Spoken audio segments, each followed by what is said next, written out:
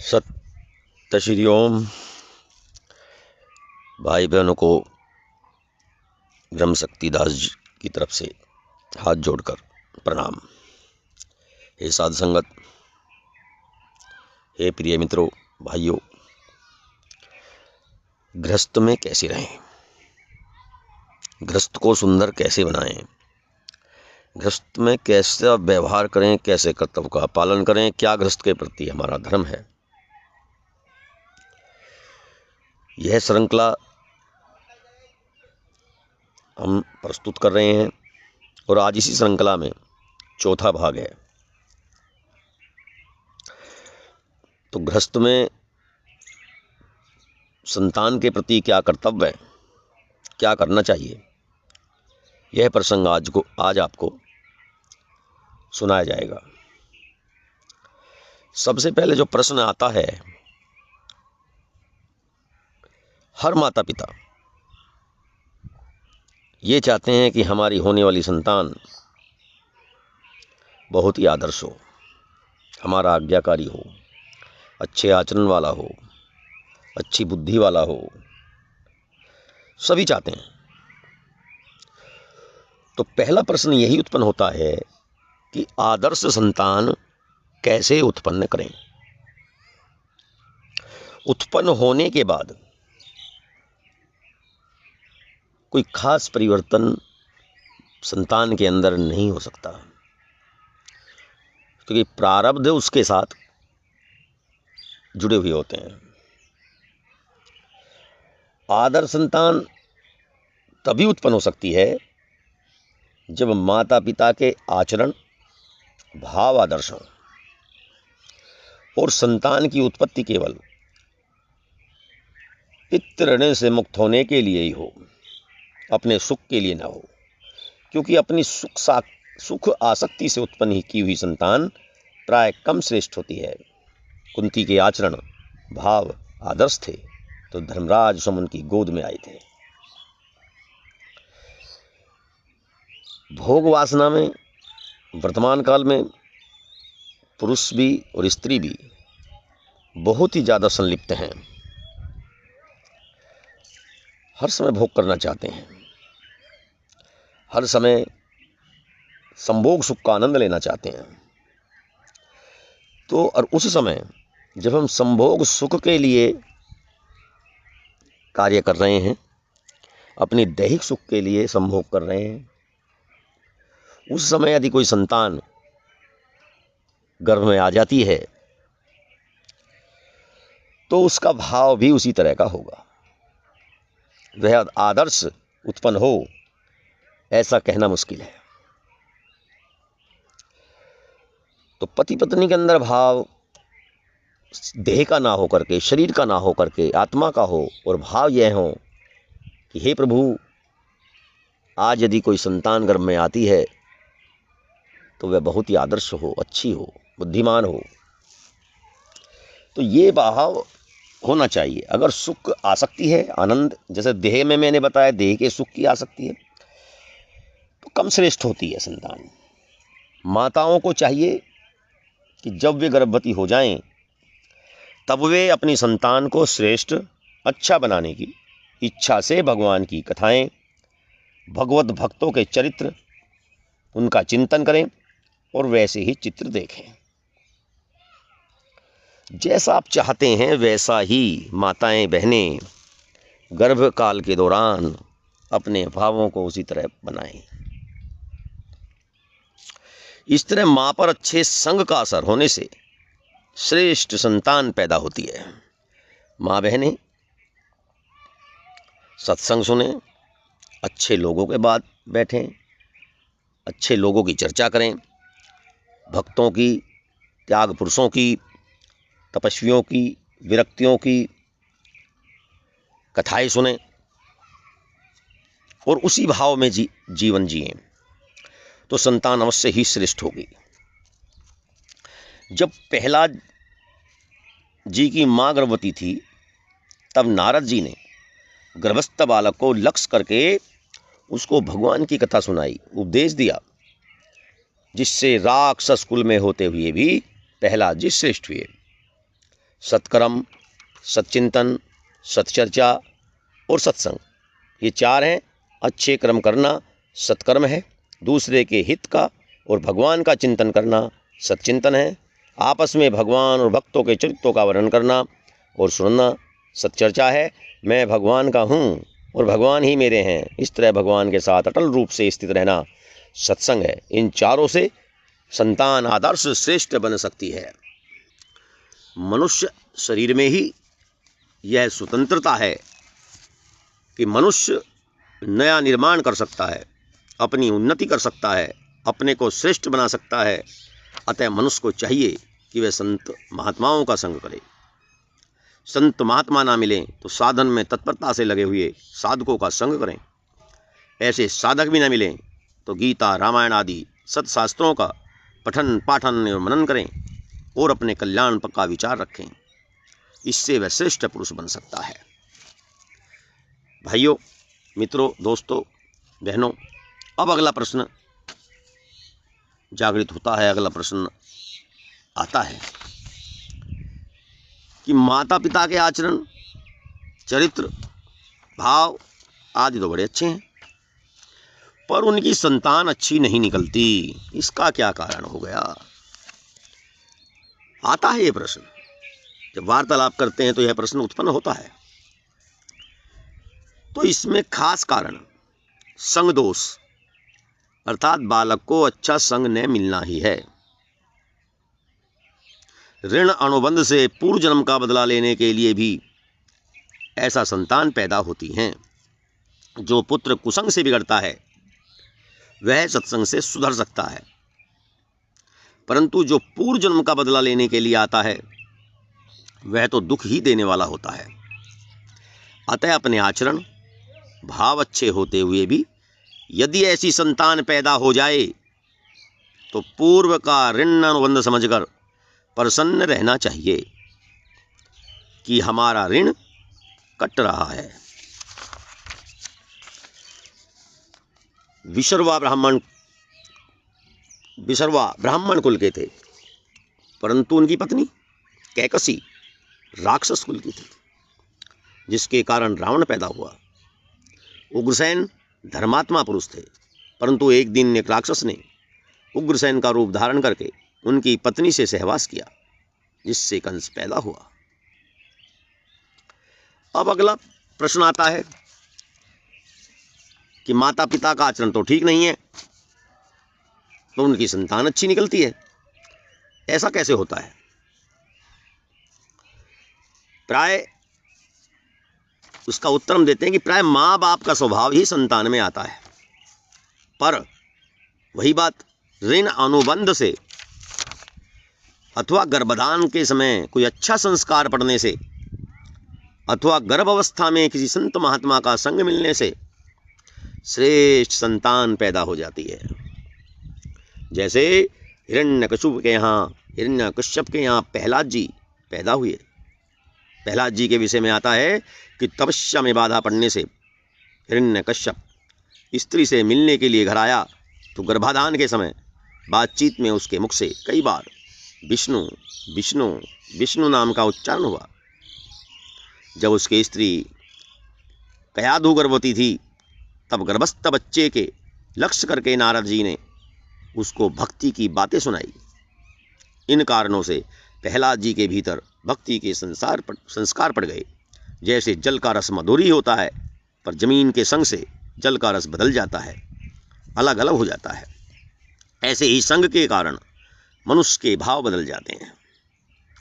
तो ये प्रश्न का जवाब भी आपने सुन लिया होगा और समझ में भी आ गया होगा। अगला प्रश्न होता है कि पिता की आत्मा ही पुत्र के रूप में आती है, इसका क्या तात्पर्य है? ध्यान से सुनें। जैसे कोई किसी ब्राह्मण को अपना कुलगुरु मानता है, कोई यज्ञोपवीत देने वालों को गुरु मानता है, परंतु उनका शरीर न रहे, अर्थात उस गुरु की मृत्यु हो जाए, तो उनके पुत्र को गुरु माना जाता है और उनका जैसा आदर सत्कार किया जाता था वैसा ही उनके पुत्र का आदर सत्कार किया जाता है। जैसे पिता धन का मालिक होता है और पिता मर जाए तो पुत्र धन का मालिक बन जाता है, ऐसे ही पुत्र उत्पन्न होता है तो वह पिता का प्रतिनिधि होता है, पिता की जगह काम करने वाला होता है। यहाँ आत्मा का अर्थ गौण आत्मा है, अर्थात आत्मा शब्द शरीर का वाचक है। शरीर से शरीर पैदा होता है, अतः व्यवहार में पुत्र पिता का प्रतिनिधि होता है, परंतु परमार्थ में पुत्र कोई कारण नहीं है।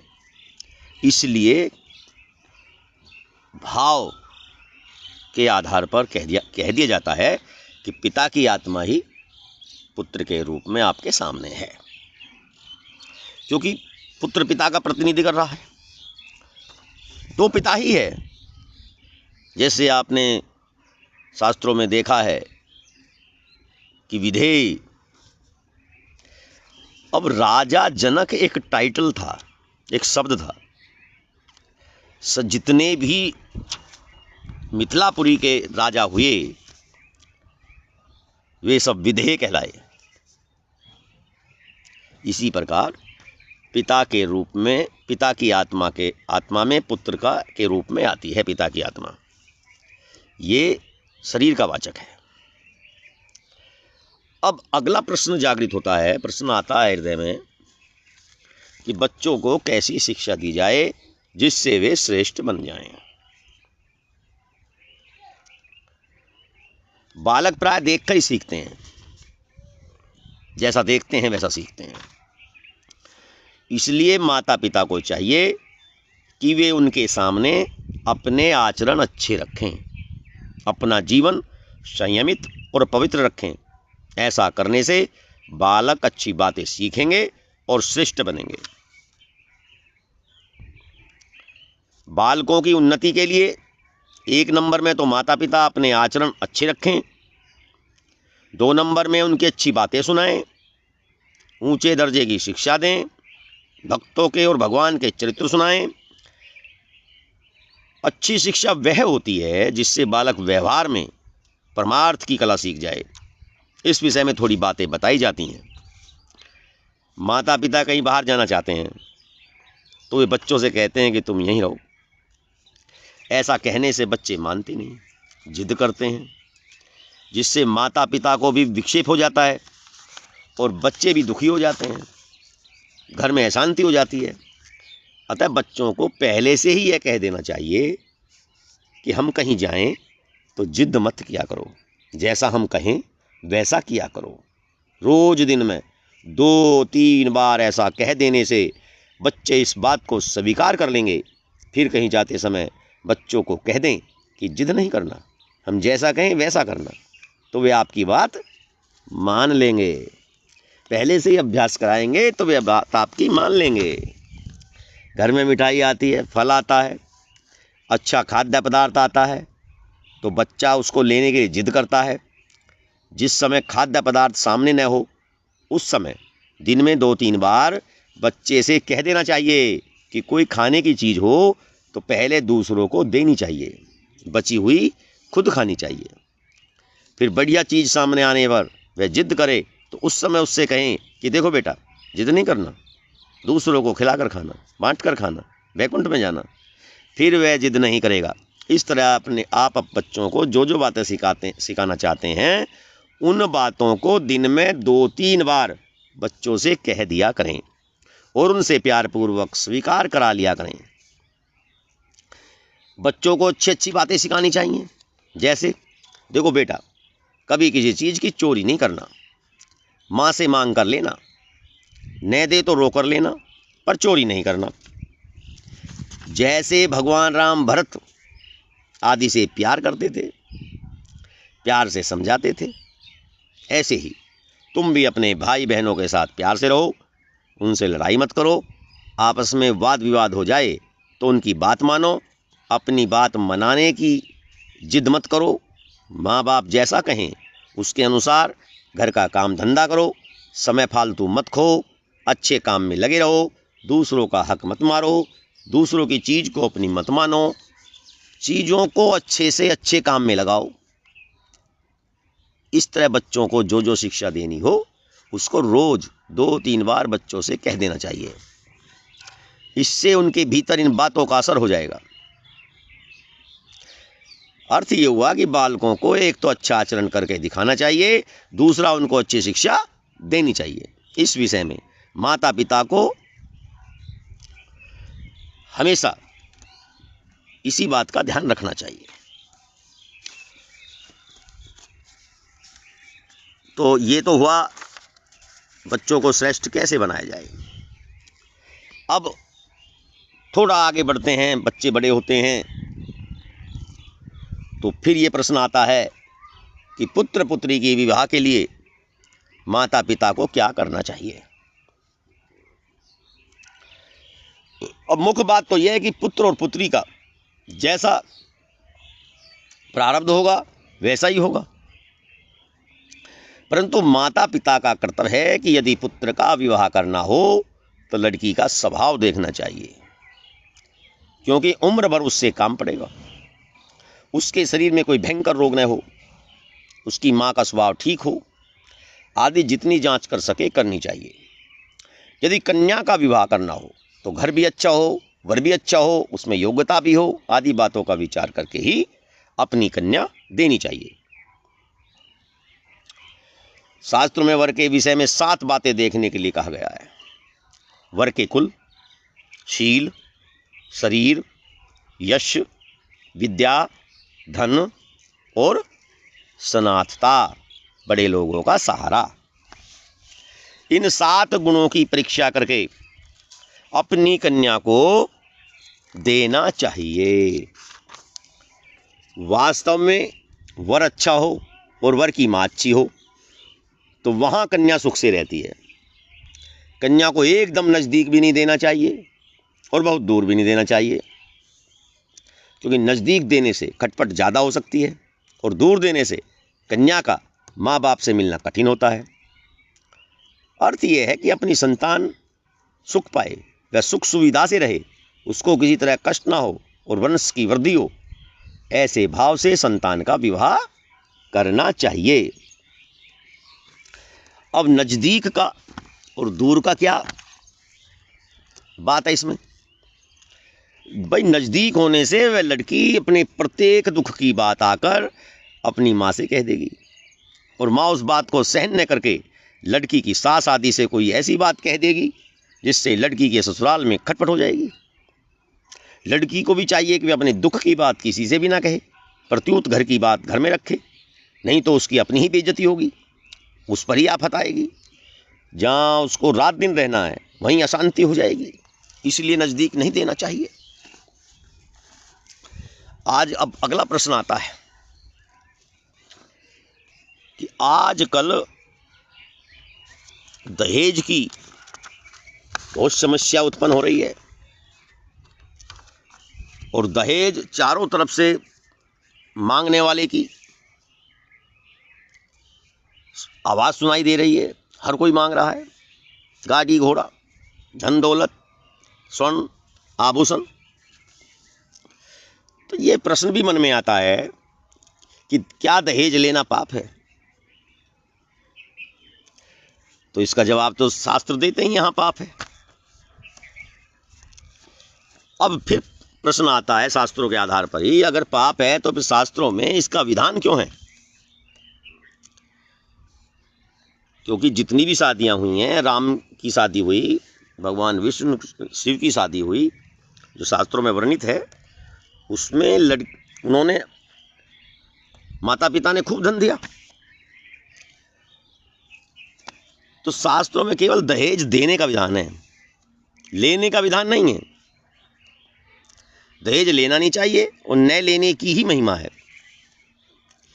कारण कि दहेज देना तो हाथ की बात है, पर दहेज लेना हाथ की बात नहीं है। चाहना 2 तरह की होती है। हमारी चीज हमारे को मिल जाए, यह चाहना न्याय मुक्त है,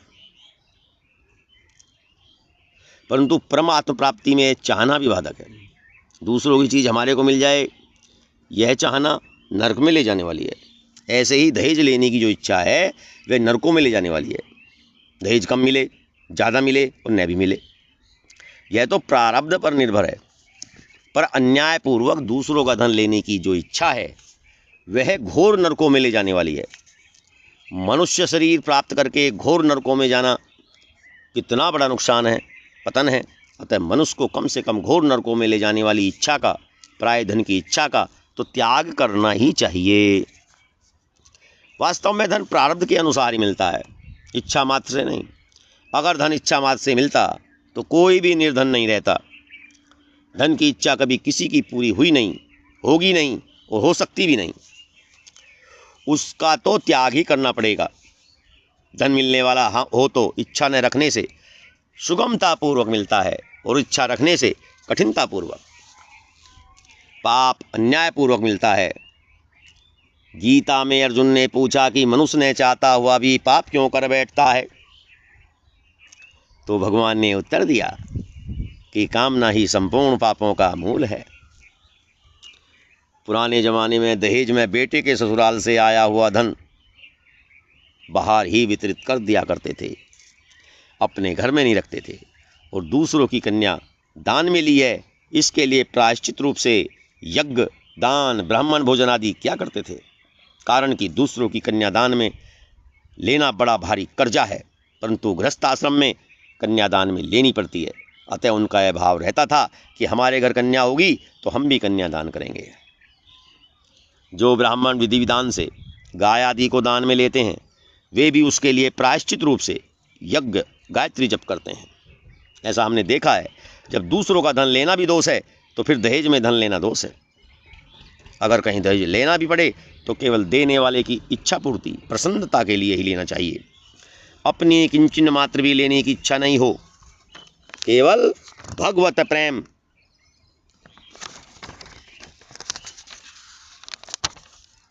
अपनी तरफ से किंचित मात्र भी लेने की इच्छा न हो, केवल देने वाले की प्रसन्नता के लिए थोड़ा लिया जाए, तो वह लेना भी देने के समान है।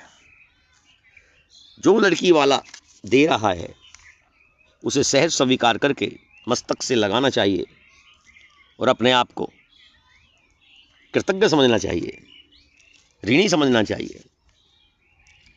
लेकिन अपने मन से कोई इच्छा ना करके कन्या के पिता को दबाव में नहीं लेना चाहिए, उनका अपमान नहीं करना चाहिए। भाई बहनों, साधु संगत, श्रोताओं, मित्रों, आज का यह प्रसंग यहीं पर विराम लेते हैं। कल जो प्रसंग होगा वह संतान का कर्तव्य आदि पर आधारित होगा कि संतान का क्या कर्तव्य है। यदि माता पिता का कर्तव्य और धर्म है तो संतान का भी कर्तव्य और धर्म है। इसी विषय पर हम कल चर्चा करेंगे। तब तक के लिए सत्य श्री ओम। मेरी तरफ से सभी को हाथ जोड़कर माता बहनों को, भाई बहनों को, दोस्तों को, मित्रों को, श्रोताओं को हृदय से प्रणाम। सत्य श्री ओम।